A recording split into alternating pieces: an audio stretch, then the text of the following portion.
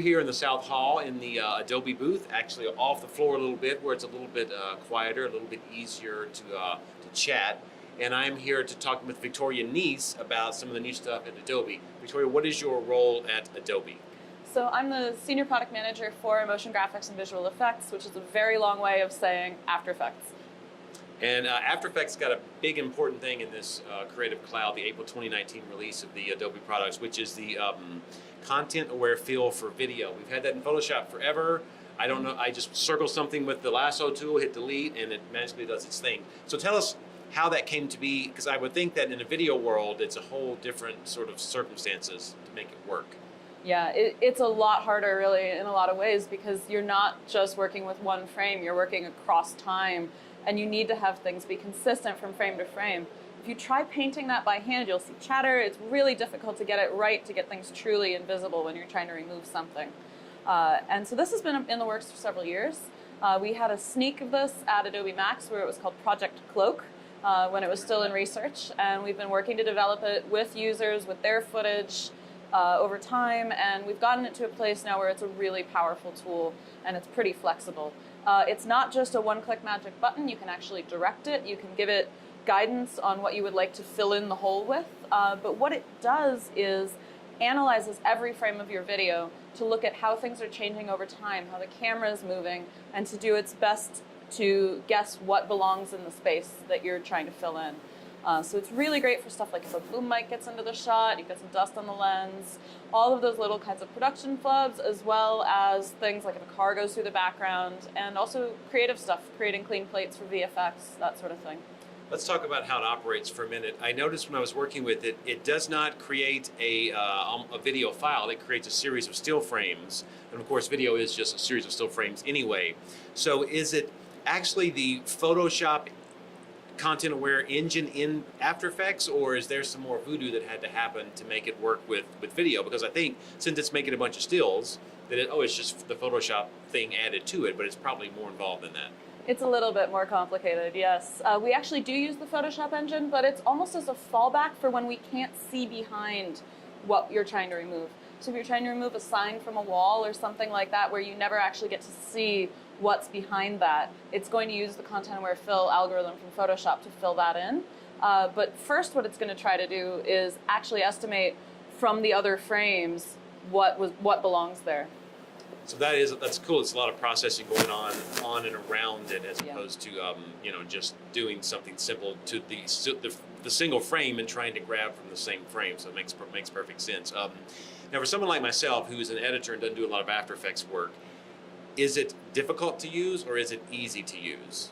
It's fairly straightforward. The biggest challenge is actually that you need to cut out whatever you're trying to remove. But you can just use a loose mask. You can actually use any of the tools that create a hole in your footage. So keying, masking, the rotobrush, any kinds of effects that create transparency, just anything to create some kind of alpha matte. So you can do some fairly simple keyframe masks. You can use the mask tracker. You can use Mocha. There's lots of different tools. So you find your preferred tool, and then pretty much just click Generate Fill Layer, and from there you can continue to refine what it creates. Now, when you talk about refinement, I've seen some of the example videos people have posted online so far, and it does a great job, amazingly great job sometimes of some complex things I would think would not be easily removable. But let's say halfway through your shot, there's a problem and it doesn't remove something like you want. What's the, we don't have a demo station here in front of us, but what's the mechanism kind of in the middle of the shot to quote unquote help it along if you need to? So you can create a reference frame, which is a still frame where you can bring it into Photoshop, paint a clean plate, use the content-aware fill in Photoshop, and then feed that back in so that when it generates the fill, it'll use that and extrapolate out from that frame and say, like this. Would you do that on multiple frames throughout the whole clip if you need, or can you only do that for one single frame? You can do as many as you need. I've gotten great results with just one, but if you have changing lighting conditions or really complex backgrounds, sometimes more than one will help guide it better. Gotcha. Speaking of complex things, let's talk about another big addition, I think, to the new After Effects, which is the expressions. And I said it on an expressions class years ago to Post-Production World, and it was just so over my head, I just gave up completely. What is new about expressions in this newest release?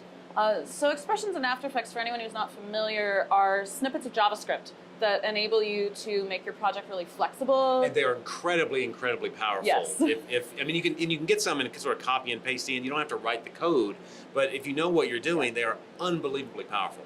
They are, and yet we know that it's difficult. And so a big part of what we've done this cycle is we've built in a full, rich code editor right into the After Effects timeline, which makes it actually much easier to start writing them, or even copying and pasting them to start editing them, because you can see the structure of your code now. There's syntax highlighting and line numbers and indentation and all the things that you expect when reading code is finally there. It makes it much easier to see what's going on.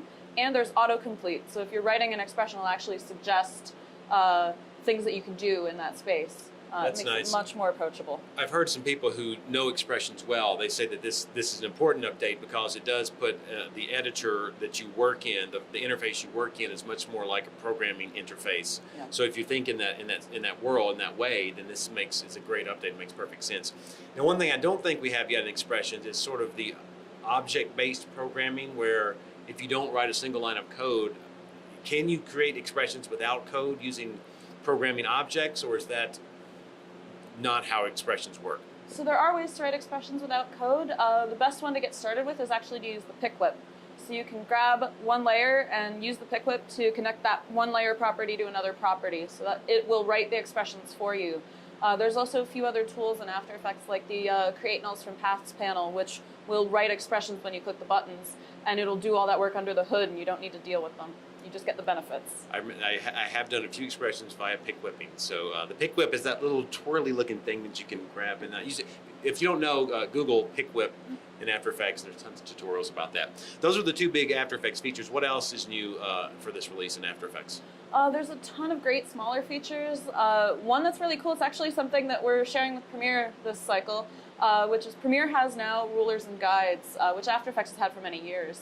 And as part of that, we've made it so that you can export and import guides and share them between the two applications, which is really nice for collaboration. If you have somebody who has, stay out of this part of the screen, this is where the action is, this is where my graphics are going, so don't put the most important thing in the video behind here. It's really easy to share those files back and forth. And also for things like that's an important thing. Sorry to interrupt that one, because sending the motion effects designer, sending the guides over to the editor is a good thing, because very often the editor will mess around with the design, and that's not always a good thing. As an editor, I've done that many times and been slapped on the hands. Like, no, this is set up a very specific way, but those guides give a much better guide for the editor to let them know what to do and what not to do, and that information is right from the designer, which is good. Yeah, it's a really nice way to just keep everyone in sync. Or if you have brand standards, or you're a network with a logo bug and you want to keep everyone's work out of that corner of the screen. Also things like title safe, any of those sorts of things.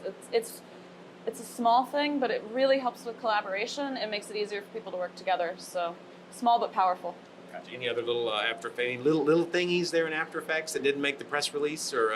My favorite tiny one, and it's really tiny, is if you enable motion blur. You used to have to click twice to enable motion blur. You had to enable motion blur on a layer, but then you wouldn't see any motion blur. It would look the same, because you also had to enable it for your composition. And yes. we finally made it so that when you first enable motion blur, it just enables it for your comp. It's a tiny, tiny thing, but it's one of those things that tripped up even the most advanced users for a very long time. Less clicking in general is a good thing when you're doing editing. That's a good overview for those nice new features in After Effects, and available now for download. So check it out, and if you're like me, you got work to do to try to use them well. Thanks for chatting with us about After Effects. Thank you. It's great to be here.